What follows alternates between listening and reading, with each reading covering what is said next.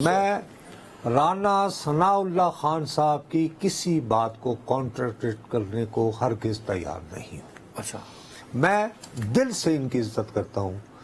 میں یہ سمجھتا ہوں کہ ہماری تاریخ میں جو بہت تاریخ ساز اذیتیں پہنچائی گئی ہیں کسی سیاسی مخالف کو، ان میں رانا صاحب بھی ہیں.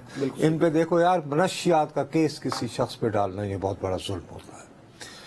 اس سے زیادہ اب یہ اپنی جماعت کی بات کر رہے ہیں. مجھے بخدا اس وقت بھی زیادہ دکھ ہوا تھا. میری ایک دوست ہیں جو بہت بڑی صحافی ہیں اور بہت بڑی انٹرنیشنل آرگنائزیشن سے ان کا تعلق ہے. میں ان دونوں ٹی وی پہ آنے جانے کی مجھے کوئی اجازت ہی نہیں تھی. کالم لکھتا تھا، گھر پہ پڑا رہتا تھا. وہ مجھے زبردستی لے گئیں کیونکہ فیصلہ آباد ان سے اظہار ہمدردی کے لیے محترمہ مریم نواز شریف صاحبہ جا رہی تھی. تو انہوں نے مجھے کہا کہ نصرت صاحب، مجھے یہ جو پنجاب کے دیگر شہر ہیں ان کے جلسے جلوس، جہاں کے ڈائنامکس کا پتہ نہیں، تو برائے مہربانی آپ میرے ساتھ چلیں. میرے پاس یہ مزے کی کمفرٹیبل گاڑی ہے، ڈرائیور ہے، تو گھر پہ جو بیٹھے ہوئے ہیں تو I would love to learn from you کبھی یہاں کے ڈائنامکس کیا ہیں. میں وہاں پہ گیا. آپ یقین مانو، رانا صاحب کی جو وائف ہیں، میں انہیں دل سے سلام کرتا ہوں. وہ بڑی بہادر عورت ہے. ان کا گھر وہاں پہ سمنا آباد ایک علاقہ ہے، فیصلہ آباد، وہاں پہ ہے. وہ ہر 10-10 منٹ بعد یا آدھے گھنٹے بعد باہر آ کر لوگوں کے جذبات کو رکھتی تھیں. اور باقی اس شہر میں مسلم لیگ کے جتنے بھی نمایاں کارکن تھے وہ غائب تھے، کیونکہ وہاں ایک ایسا ایس پی لگا ہوا تھا جس نے وہ خادم رضوی صاحب کے لوگ پکڑے تھے. تو بڑا تگڑا بابا بھائی.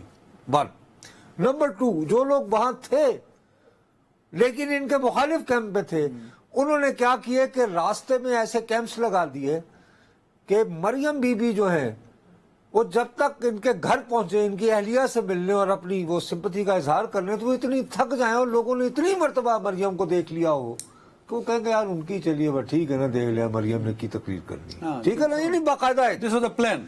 اور یار کانسپریٹوریل جو ہوتا ہے. ٹھیک ہے.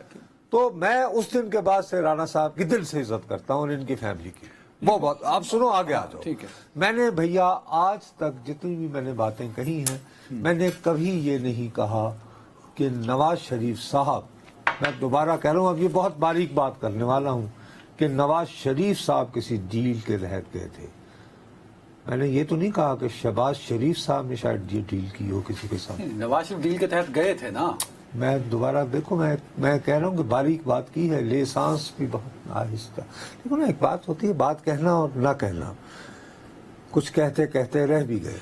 میں سننے والوں کو کہہ رہا ہوں کہ جی نواز شریف صاحب نے ہرگز کوئی ڈیل نہیں کی تھی جانے کی. لیکن یہ کہنے کے بعد میں یہ بھی کہنے پہ مصر ہوں کہ میں یہ بات اتنی ذمہ داری سے اور اتنے اعتماد سے شہباز شریف صاحب کے بارے میں نہیں کہہ سکتا. آگے بات نہیں، نواز شریف اگر ڈیل کے تحت نہیں گئے تو باجوہ صاحب کو کیا ضرورت پڑی تھی یہ کہنے کی؟ حسین نواز باجوہ صاحب نے پہلے ان کو بھیجا تو پھر ایکسٹینشن لی. یہ تھی دس از دا ڈیل نا سر. وہ جانے کی بھی تو ڈیل تھی بھائی. تو کس کے ساتھ نیگوشیٹ کیا گیا نا؟ الٹیمیٹلی ڈیل نواز شریف نے کی نا سر. اوہو، جیسے بھی وہ گھیرا گھارا گیا. یہ بات اگر کبھی کو وقت آئے گا، اگر کبھی وقت آئے گا، یہ ریکارڈنگ موجود ہے، اگر اس کو ضائع نہیں کر دیا گیا، سن لو میری بات، اگر اس کو ضائع نہیں کر دیا گیا تو کتنی دیر لگی ہے جیل سے ہسپتال منتقل کرنے کے لیے کنونس کرنے کو چھوٹے بھائی کی بڑے بھائی سے. یہ ریکارڈنگ ہے، یہ میں تمہیں بتا رہا ہوں، ذمہ داری سے کہہ رہا ہوں. اینی وے، چلو میں آگے بڑھتا تو میں یہ نہیں کہہ رہا. اب وہ ڈیل کے تحت واپس نہیں آ رہے. میں اس پہ بھی آمادہ ہو سکتا ہوں کہ ظاہر ہے ان کی جماعت کہہ رہی ہوگی ستیہ خیر اب غلط کہہ رہے ہیں آپ. ٹھیک ہے، میرے پاس انفارمیشن نہیں ہے. ٹھیک ہے، بتائیے، آپ ثابت کریں. میں اپنا آرگومنٹ رکھتا ہوں. نواز شریف اب جو 21 کو آ رہے ہیں وہ ایک باقاعدہ ڈیل کے تحت آ رہے ہیں.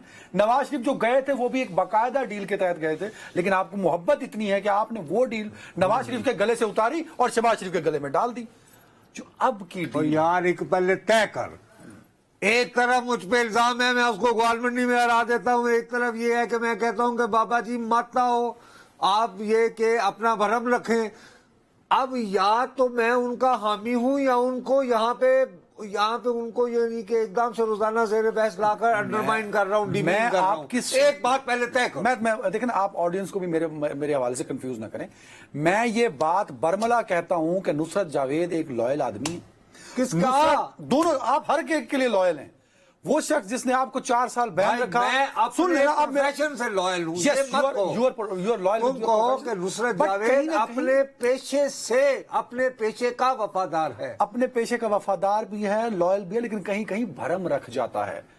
हमारे यहाँ बाज़ औक़ात जो पुलिस वाले हैं, इस पे याद आया, जब आपको रोक लेते थे ना, है, तो फिर होता था नाम, फिर कौम और ये वो, तो फिर आया पेशा, तो उसमें किसी ने कहा वो सीच रोकना छाड़ता है।